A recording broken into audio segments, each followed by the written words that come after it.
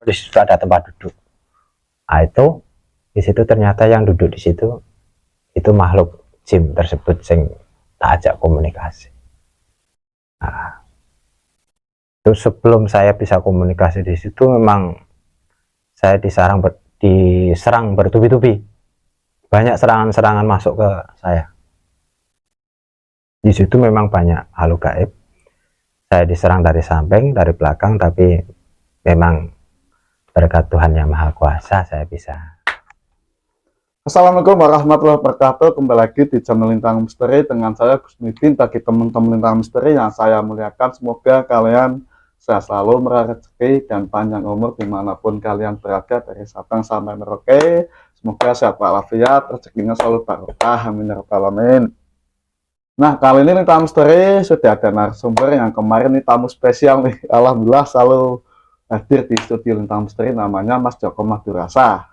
Kali ini Mas Joko Madurasa akan menceritakan pengalaman mistisnya pernah menginterogasi seseorang pemuda yang kecanduan togel sampai gila alias lupa ingatan, dan ternyata ditelusuri ada sosok makhluk gaib yang disebut makhluk astral mengganggu si pemuda itu. Oke, sebelum kita cerita, sapa dulu dong Mas Joko Madurasa. Apa kabar Mas? Oke. Alhamdulillah sehat Mas. Sip. Makasih ya udah mau selalu di Lintang Misteri. Sami-sami. Semoga Masnya sehat selalu, panjang umur ya. Iya. Kemarin nih banyak ada yang menanyakan, Mas Joko kemana nih? Boleh nggak mau silaturahmi kemarin dari Satgas Berkebumen Mas? Boleh nggak Mas kapan-kapan nanti main? Monggo-monggo saja untuk nambah silaturahmi, nambah teman, enggak apa-apa. Nggak apa-apa ya. Monggo bisa main ke rumah dengan Mas Gus Ipin.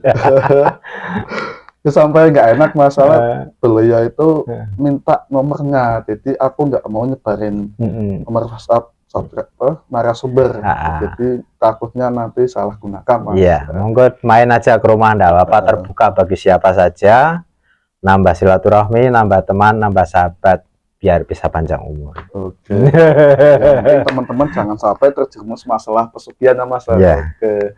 Ya, siap Mas? Siap. Alhamdulillah Mas Joko udah siap ingin menceritakan pengalaman mistisnya. Tak perlu lama-lama lagi, langsung aja ke ceritanya. Jangan di skip ya, biar teman-teman bisa mengambil hikmahnya dari seseorang pemuda kecanduan togel sampai gila atau lupa ingatan. Pelintang misteri antara dan pihak mereka ada.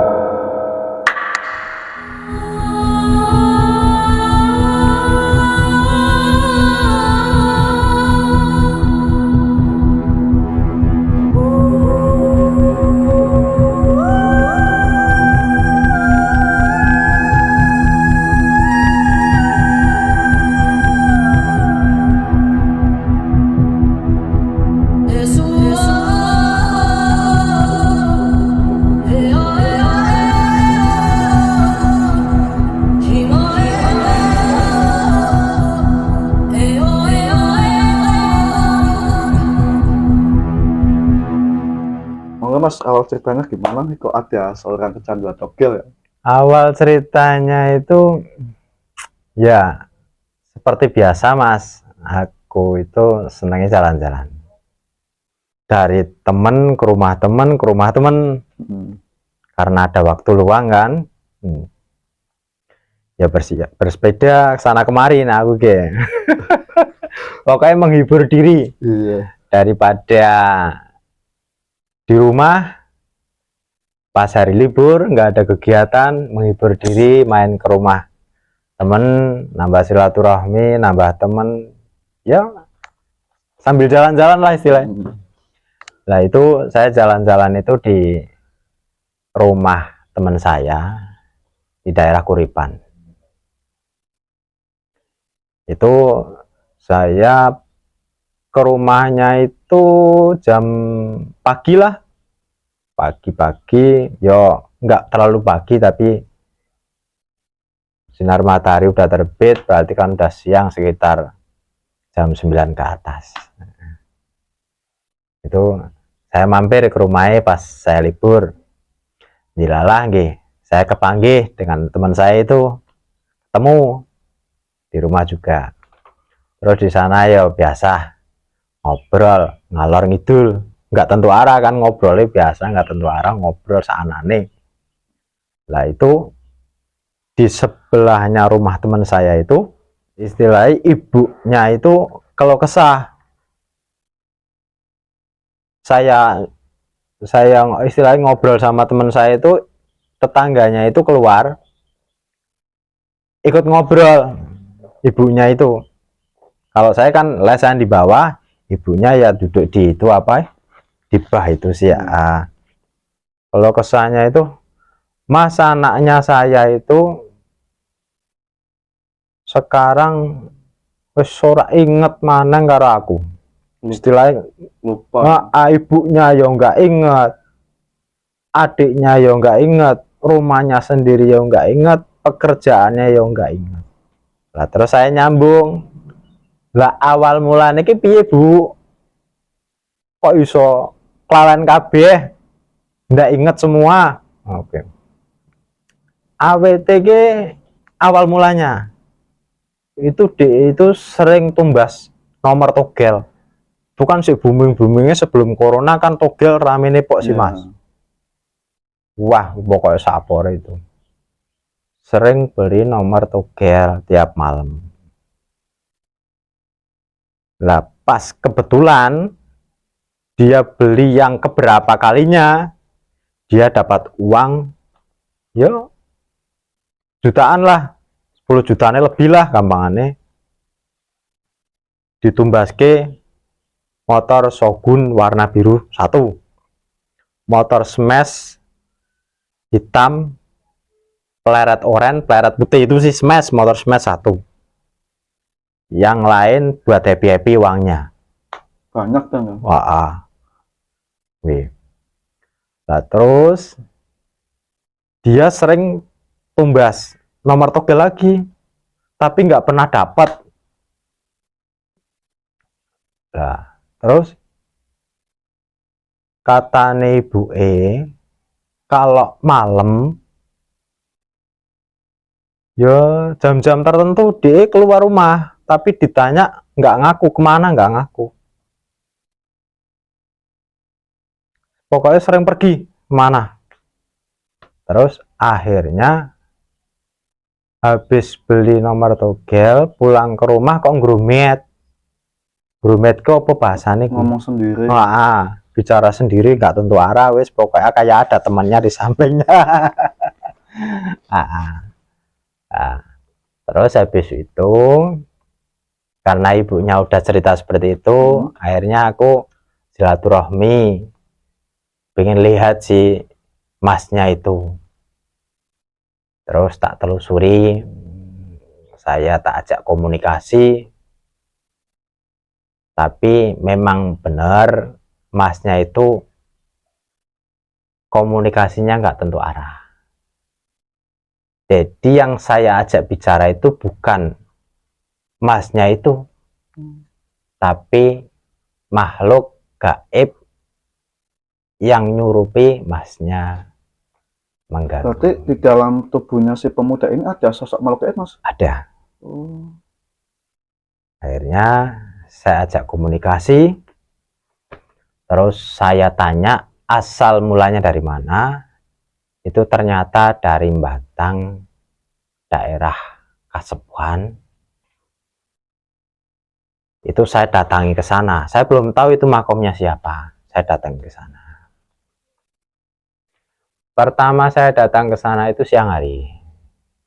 Memang terlihat nggak ada apa-apa sih di sana.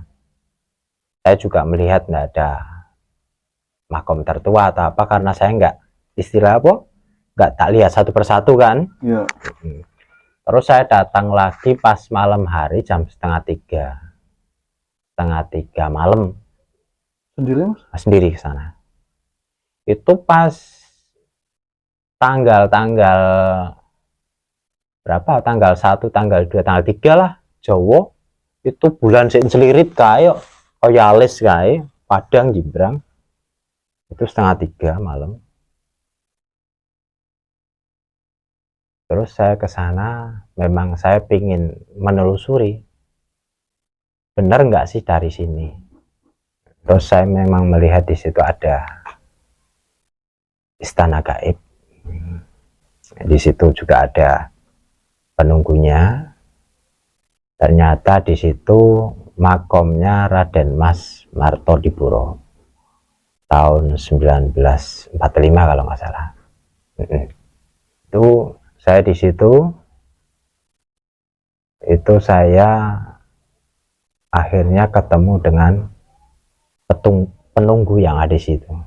Itu memang sosok makhluk gaib, berwujud badannya besar, tinggi, hitam. Itu memang rambutnya nggak keurus ke apa istilah apa namanya, grebok lah ya, pokoknya tubuhnya gede, kukunya juga gede-gede, sini pakai gelang, sini pakai gelang, yang sini ada gelangnya satu kaki. Kalau dibilang buta, mungkin buta Mas? Iya, mungkin itu sebangsa siluman kalau saya tebak. Itu saya benar-benar menemui, saya ajak komunikasi, dan memang untuk bisa berkomunikasi dengan dia itu memang banyak kesulitan, banyak perlawanan pas pada saat itu saya datang. Jadi perlawanan itu memang harus saya hadapi dulu, baru saya bisa menemui makhluk tersebut. Dan saya memang berkenalan, bisa komunikasi. Dia bernama Ki Bagus Antakusuma. Terus dia kan, saya ajak komunikasi. Nah, terus dari pembicaraan saya menanyakan satu orang, itu tetangga teman saya itu, dia katanya memang banyak yang kesini mencari nomor togel, tapi karena dia udah mendapatkan satu, dia pengen lebih lagi, istilahnya yang disebut dengan keserakahan katanya. Selalu kurang ya Pak? Dia dapat serakah lagi, pengen dapat yang lebih lagi.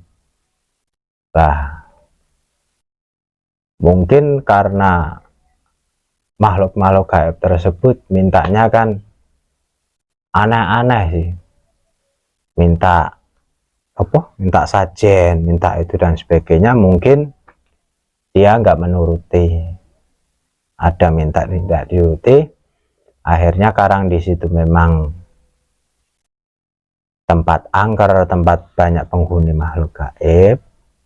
Dia diganggu salah satu makhluk gaib yang ada di situ, tapi bukan anak buahnya dia katanya, tapi memang makhluk gaib yang ada di sini.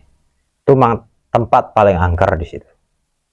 Terus ya dari komunikasi saya itu akhirnya saya menemukan titik terang, ya, agar bisa si tetangga teman saya itu bisa kembali ingat lagi. Akhirnya saya pulang dari situ, pulang ke rumah. 2 hari kemudian saya main lagi ke rumah teman saya mampir ke tetangganya, dan ya saya dapat sesuatu lah dari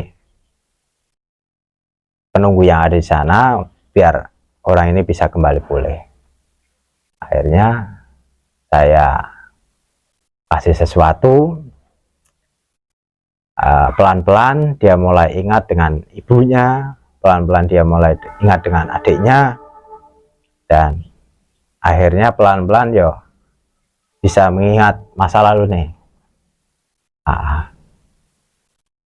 Itu ya semua atas izin yang maha kuasa, istilahnya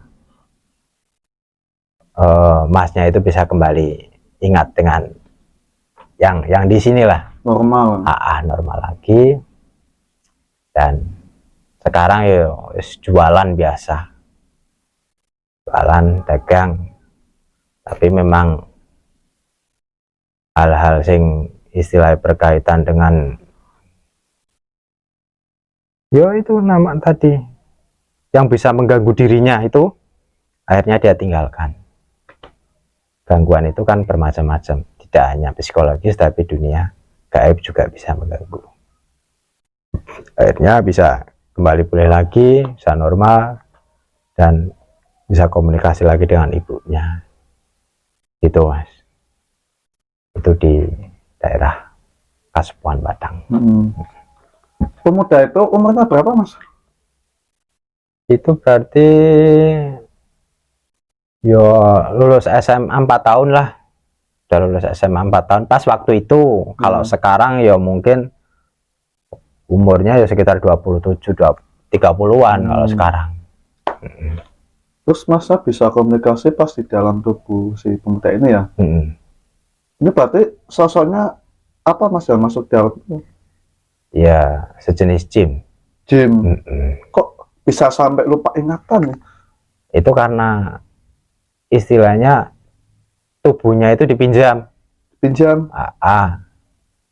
Dipinjam sama si itu makhluk gaib tersebut. Ya, terus kemana? Itu nek hal itu aku nggak mendalami.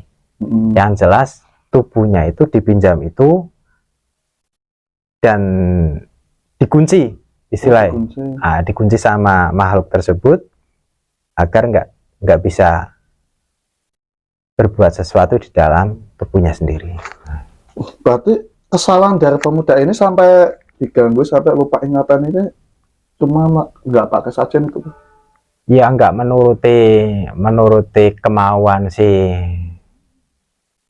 makhluk gaib yang ada di sana. Dan dia mintanya terus minta dapat satu, pingin lagi. Ya itu yang dikatakan tadi serakah itu. Canduan ya. Di makam daerah mana Mas? Kasepuhan Batang. Batang ya. Batang. Berarti Mas dari rumah naik sepeda atau naik motor? Naik sepeda. Itu pasti. Wow. Pada jam 3 pagi loh. Iya, jam setengah 3. Jam 3, nah itu kan jam 3 kan? Ya. Mau subuh kan? Itu tanggal 5 lah, wong rembulan sih masin selirit padang benderang. Saya memang caranya nggak terlalu gelap. Ada sinar dari rembulan kan. Sepi Mas di situ Mas? Sepi, nggak ada orang ke situ. Berani ya Mas ya, luar biasa nih. Ini Mas Joko ini punya mental yang kuat ya. Bayangin loh, di makam ya Mas ya? Makam angker itu. Angker jam 3 pagi, sendiri nggak ada orang. Berarti pada tempat itu sering buat ritual mencari togel Mas? Berita untuk mencari hal-hal tersebut saya kurang mengetahui. Tapi dengan saya komunikasi dengan makhluk gaib yang ada di situ, memang banyak yang ke situ katanya itu. Terus sebelum menemui sosok makhluk yang gede itu kan, ada pertempuran. Pertempurannya itu cara gimana Mas? Pertama kan saya masuk ke makam. Saya masuk ke makam itu setengah 3 pagi. Setengah pagi berarti masuknya ya malam ya. Itu pertama kan saya tidak melihat apapun di situ. Sini kan makam-makam tok kan, terus pohon gede-gede.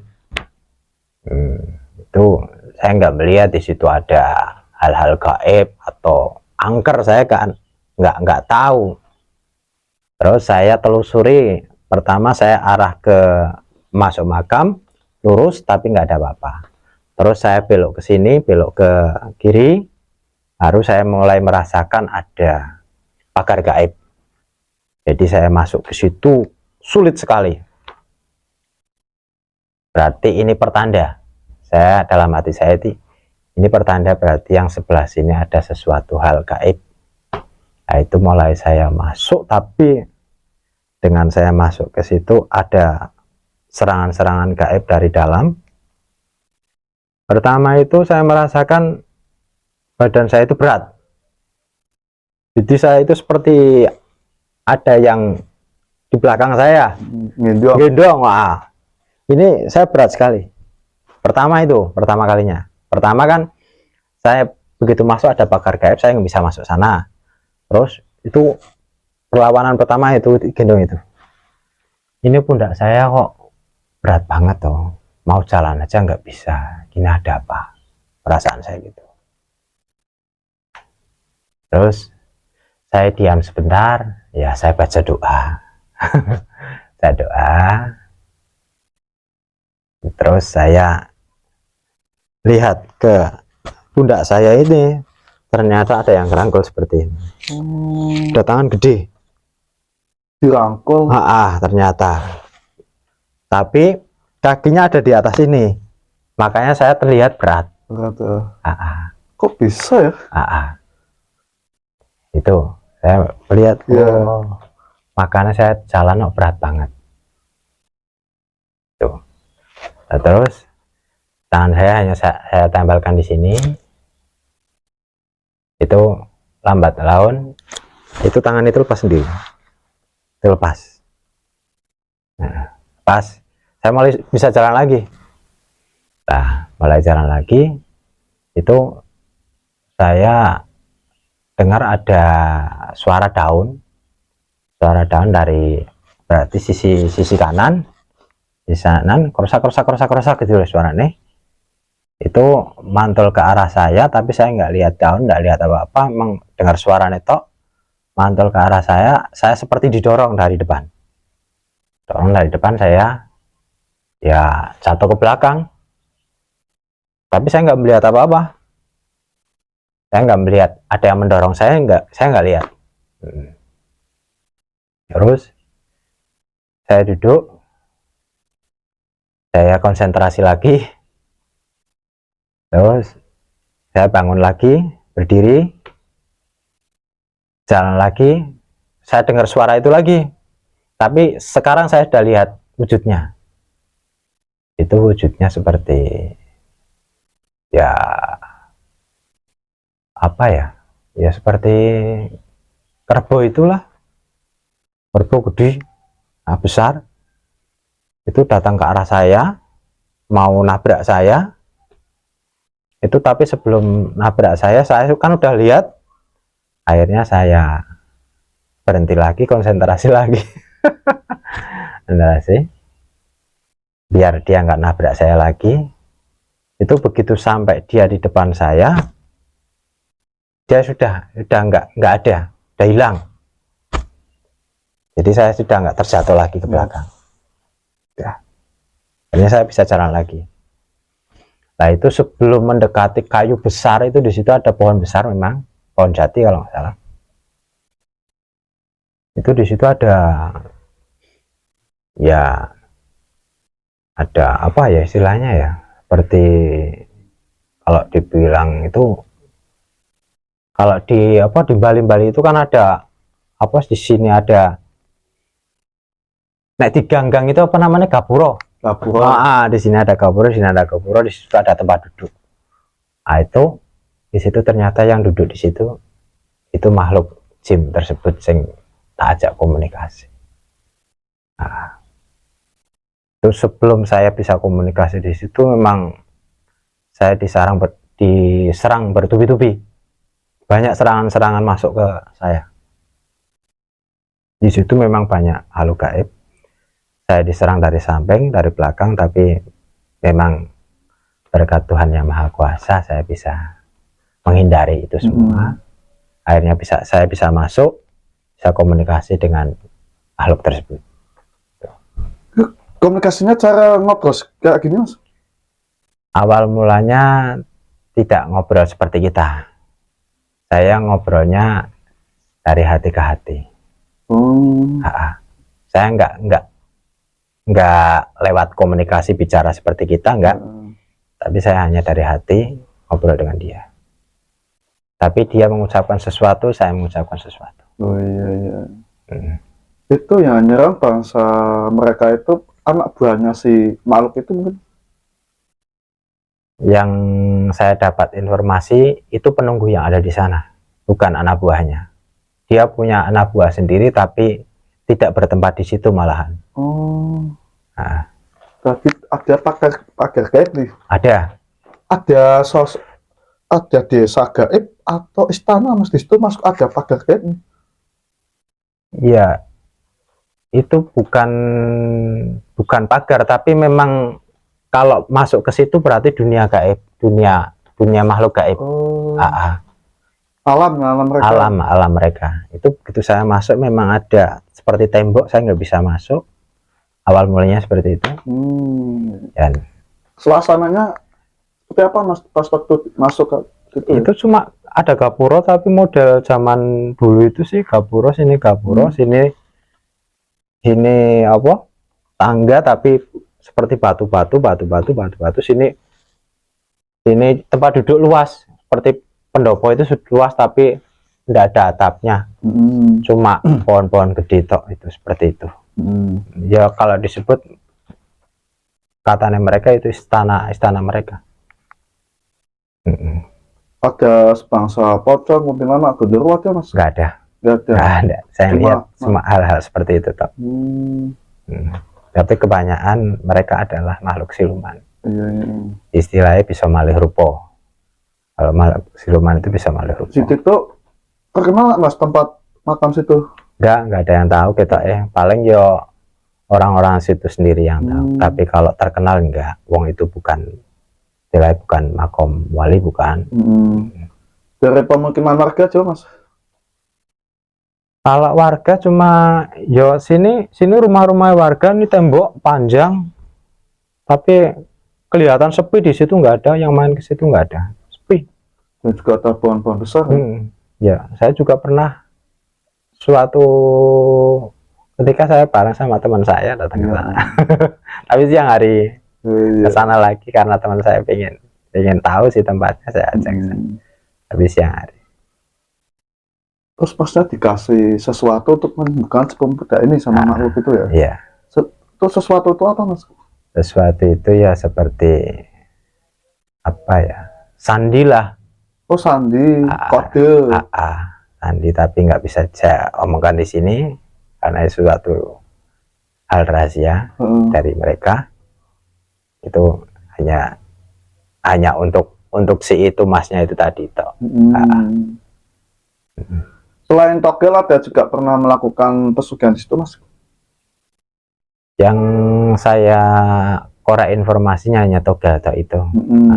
Jadi dia nggak ngomong hal-hal yang lain. Memang banyak dia datang ke situ karena saya awal mulanya tanyanya togel, apa pernah ada yang datang ke sini? Karena teman saya datang ke sini lah, itu tok yang saya tanyakan. Masa baca amalan nggak pas waktu di situ mas?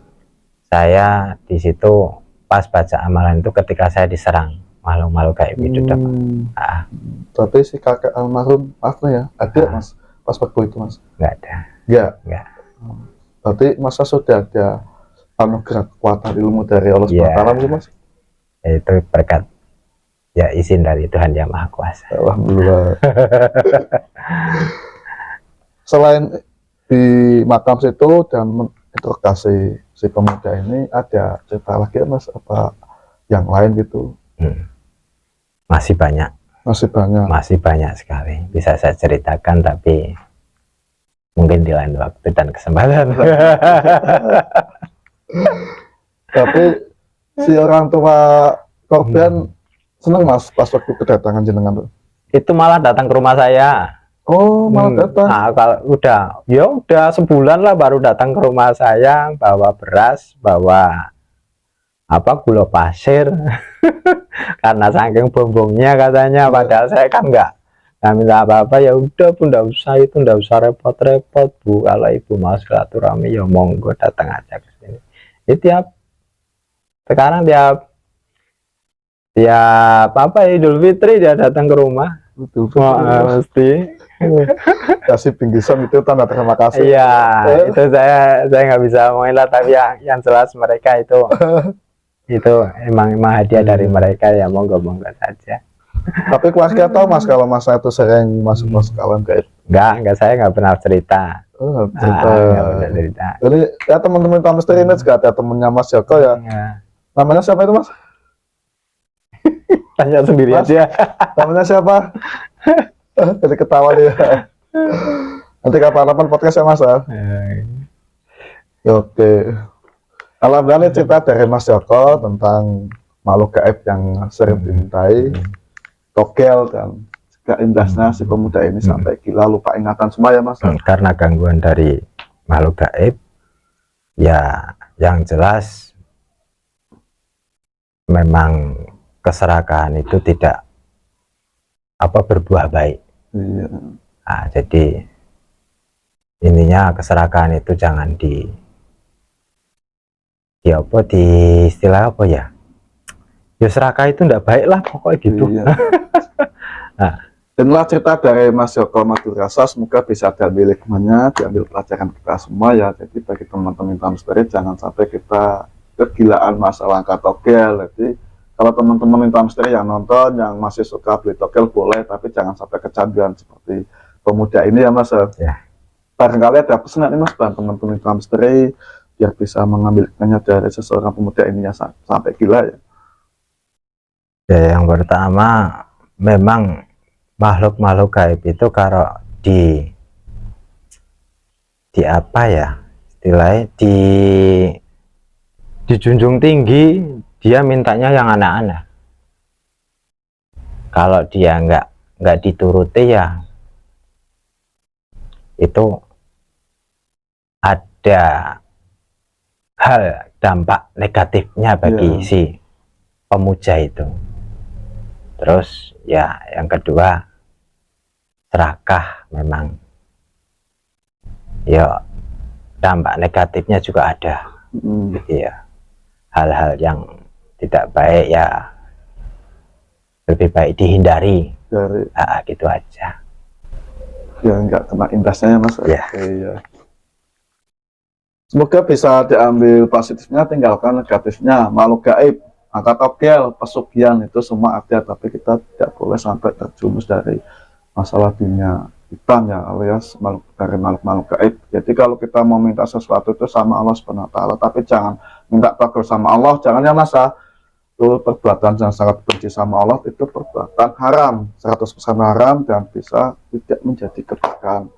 Barang siapa yang melakukan perbuatan yang keji itu barakahnya akan dicabut sama Allah Subhanahu wa Ta'ala. Kita jangan sampai ya banyakin sholawat, istighfar dan sholat 50 jangan kita tinggalkan agar kita selalu selamat dunia dan akhirat.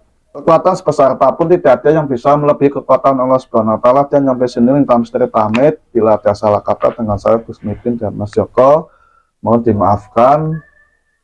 Saksikan terus video selanjutnya di Lintang Misteri. Wassalamualaikum warahmatullahi wabarakatuh.